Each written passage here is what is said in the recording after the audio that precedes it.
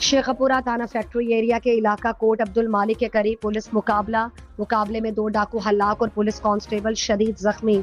शेखपुरा से हमारे नुमाइंदा सीवन न्यूज राना ताहिर इकबाल की रिपोर्ट के मुताबिक डाकू कोट अब्दुल मालिक टोल प्लाजा के करीब राहगीरों से लूट मार कर रहे थे।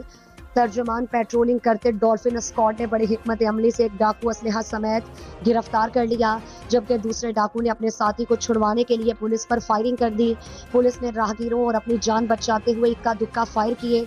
एक दूसरे की फायरिंग से 2 डाकू हलाक और एक पुलिस जवान शदीद जख्मी हो गया। हलाक होने वाले डाकुओं से माल मसरूका मोटरसाइकिल, नकदी और असलहा बरामद कर लिया।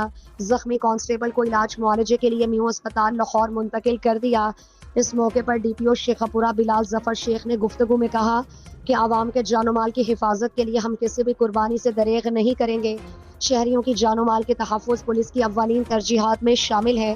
पुलिस के इस शानदार कार्रवाई पर खिराज तहसीन पेश किया और शाबाश दी।